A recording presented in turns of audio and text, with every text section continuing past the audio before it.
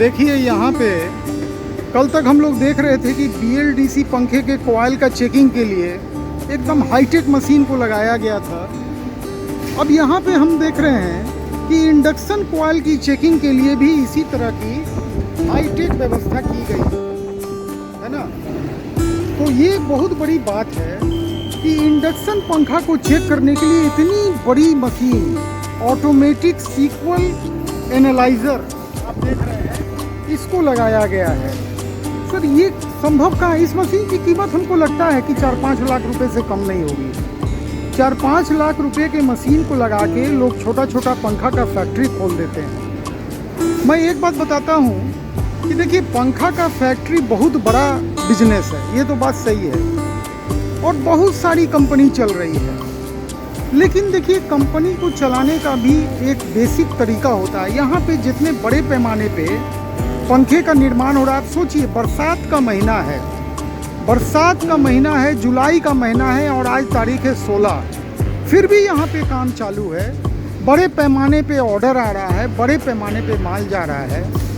अगर मान लीजिए 2 मिनट के लिए फॉर द एग्जाम्पल अगर 20,000 पंखा डेली बन रहा है और कंपनी सिर्फ अपना मार्जिन 10 रुपये पंखा रख दे, जो कि लोकल कोई भी कंपनी खोलता है लोग तो 100 रुपया से नीचे में तो मानने को तैयार नहीं होता है। तो अगर ये कंपनी सिर्फ एक पंखे पे मार्जिन अपना अगर 10 रुपये रख देती है, जिसका सारा रॉ मटेरियल खुद का है, तो सोच रहे हैं क्या होगा?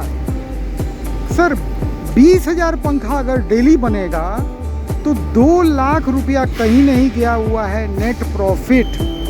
और जब कंपनी इस रास्ते पे उतर जाएगी तो जितने भी छोटे मैन्युफैक्चरर हैं सर, उनको माल बेचना मुश्किल हो जाएगा। और नॉट इवन छोटे मैन्युफैक्चरर, बड़े से बड़े मैन्युफैक्चरर भी होंगे जो रॉ मटेरियल खुद नहीं बनाते हैं। रॉ मटेरियल बनाना सबके बूते की बात नहीं है, और ये जो कंपनी है ये रॉ मटेरियल खुद बनाती है। देखिए यहाँ पे डिफरेंस क्या है। तो ऐसी कंपनी से कंपटीशन करना असंभव है। अगर कंपटीशन की बात की जाए तो कंपटीशन करना असंभव है। अब रहा सवाल, आज मैं एक और बातचीत करना चाहूँगा कि बिल्कुल अगर आप कंपनी पंखा का खोलना चाहते हैं तो खोलिए, लेकिन पंखा का फैक्ट्री खोलने के पहले जो बेसिक चीज़ है, सर माल बनाना तो आसान है, कोई भी बना ले, सबको मालूम है। एक CNC मशीन उठा लो, 2-3 CNC मशीन उठा लो, एक ग्राइंडर लगा लेगा, 2 लेथ लगा लेगा, लोग पंखा बनाना चालू कर देगा। सर पंखा बनाना आसान है, बेचना कठिन है। अगर आप पंखा बेचने के लिए किसी भी दुकानदार के दरवाजे पे जाते हैं तो आपका उधार का धंधा चालू हो जाता है। अब जरा सोचिए, 90% कंपनी जो पंखा का खुलता है वो विदिन 3 साल के अंदर में बंद हो जाता है। और कंपनी बंद होने के पीछे जो सबसे बड़ा फैक्टर होता है, उसमें वो फैक्टर होता है उधारी का धंधा। नहीं तो माल का टाल लगने लगेगा, घबराहट बढ़ जाएगी। अगर आप ठेका पे कारीगर रखते हैं तब तो आपका फैक्ट्री और जल्दी बंद हो जाएगा, क्योंकि ठेकेदार को तो सर रॉ मटेरियल चाहिए, काम चाहिए। रोज का बोलेगा हमको 500 पीस का काम दीजिए, और सर आपका अगर माल नहीं बिक रहा है तो आप माल रखेंगे कहाँ? और एक बात और जान लीजिए, पंखा का कभी भी बड़े पैमाने पे स्टॉकिंग नहीं करना चाहिए।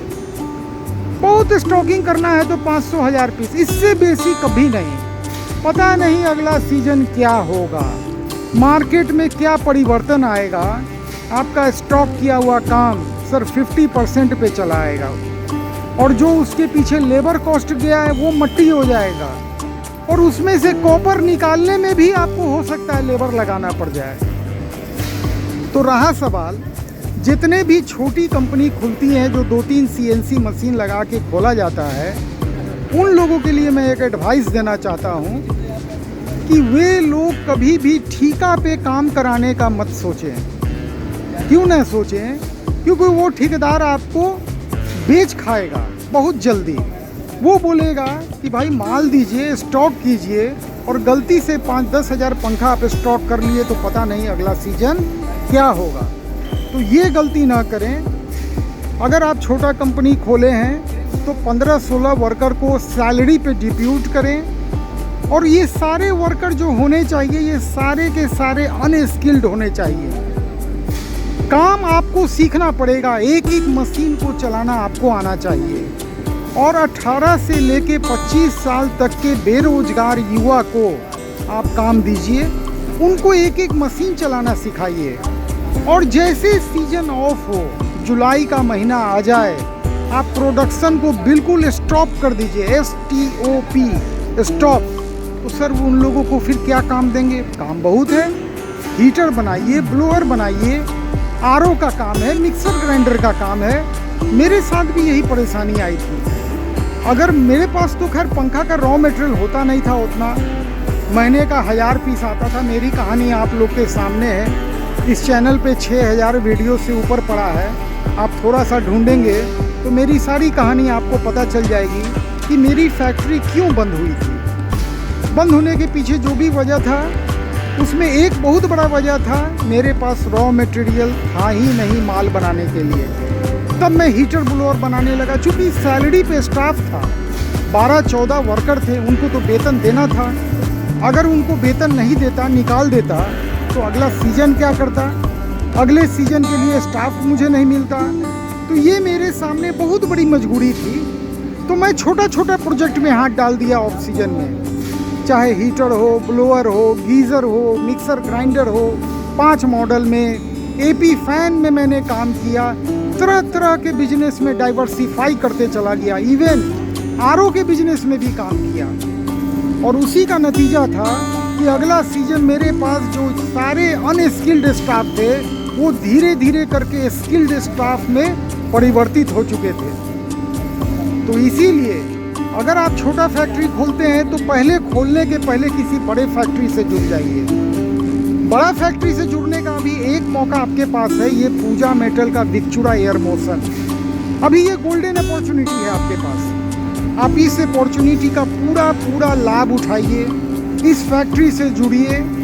और इस फैक्ट्री से जुड़ने से सबसे बड़ा फायदा होगा कि आपका मार्केट डेवलप होगा। देखिए, कोई भी दुकानदार सिर्फ लोकल ब्रांड पे टिक के काम नहीं करना चाहता है। वो जानता है लोकल माल बिकता है, लेकिन ब्रांडेड कंपनी को रखना उसकी मजबूरी हो जाती है। इस कंपनी का all over India service centre है, ऑल ओवर इंडिया।